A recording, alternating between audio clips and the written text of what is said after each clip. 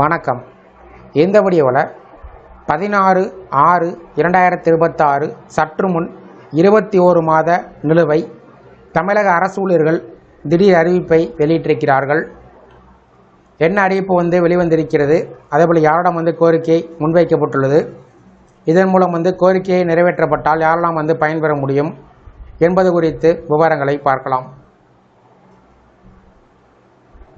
தமிழ்நாடு அரசு ஊழியர்கள் மற்றும் ஆசிரியர்களின் நீண்டகால கோரிக்கைகள் மீண்டும் அரசியல் மற்றும் நிர்வாக வட்டாரங்களில் பெரும் கவனத்தை ஈர்த்துள்ளன. குறிப்பாக பழைய ஓய்வூதிய திட்டத்தை மீண்டும் அமல்படுத்த வேண்டும் என்ற கோரிக்கை அரசு ஊழியர்களின் முக்கிய வாழ்வாதார போராட்டமாக மாறியுள்ளது. ஜாக்டோ ஜியோ பேரமைப்பு தனது 10 முக்கிய கோரிக்கைகளை புதிய தமிழக அரசின் கவனத்திற்கு கொண்டு வந்து இந்த கோரிக்கைகளை உடனடியாக நிறைவேற்றம் செய்ய வேண்டும் என்று வலியுறுத்தியுள்ளது. கடந்த 2021ஆம் ஆண்டு தேர்தல் போது ஓபிஎஸ் திட்டத்தை மீண்டும் கொண்டு வருவோம் என்று திமுக கொடுத்த வாக்குறுதி நிறைவேற்றாத நிலையில் அதற்கு மாற்றாக டிஏபிஎஸ் அறிவிக்கப்பட்டது. இது அரசு ஊழியரிடம் பெரும் அதிருப்தி ஏற்படுத்தியது.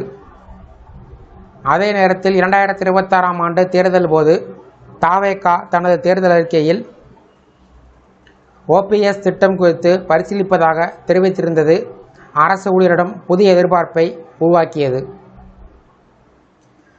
புதிய முதலமைச்சராக பொறுப்பேற்ற தமிழக வெற்றிக் கழக தலைவர் ஜோசப் விஜய்க்கு வாழ்த்து தெரிவித்துள்ள ஜாக்டோ ஜியோ பேரமைப்பு தங்களது கோரிக்கைகளை விரைவில் நிறைவேற்ற வேண்டும் என்று கேட்டுக்கொண்டுள்ளது.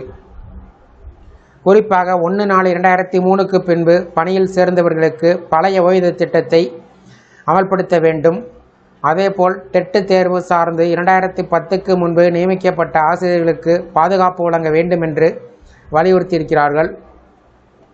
இடைநிலை ஆசிரியர்கள், முதுநிலை ஆசிரியர்கள், தலைமை ஆசிரியர்கள், உடற்கல்வி ஆசிரியர்களுக்கு மத்திய அரசுக்கு இணையான ஊதியம் வழங்கப்பட வேண்டும் என்றும் கூறப்பட்டது.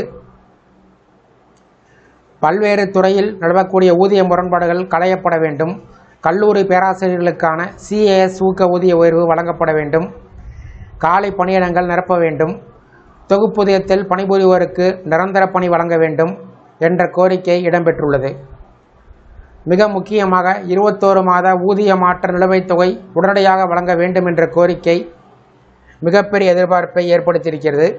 2002 முதல் 2010 வரை தொகுப்பூதியத்தில் பணியில் சேர்ந்த ஆசிரியர்கள் மற்றும் அரசு ஊழியர்களின் பணிக்காலத்தை முழுமையாக கணக்கில் எடுத்துக்கொண்டு ஊதியம் வழங்கப்பட வேண்டும் என்றும் வலியுறுத்தப்பட்டுள்ளது. சாலை பணியாளர்கள் 41 மாத பணி நீக்க காலத்தை முறைப்படுத்த வேண்டும் என்றும் கூறப்பட்டுள்ளது. இந்த அனைத்து கோரிக்கைகளும் அரசு ஊழியர்கள், ஆசிரியர்கள், அங்கன்வாடி ஊழியர்கள், செவிலியர்கள் மற்றும் பல்வேறு துறையில் பணிபுரியக்கூடிய பணியாளர்களின் வாழ்வாதாரத்துடன் நேரடியாக தொடர்புடைய என்பதால் புதிய அரசு எடுக்கக்கூடிய முடிவுகள் மிகுந்த முக்கியத்துவம் பெற்றுள்ளன.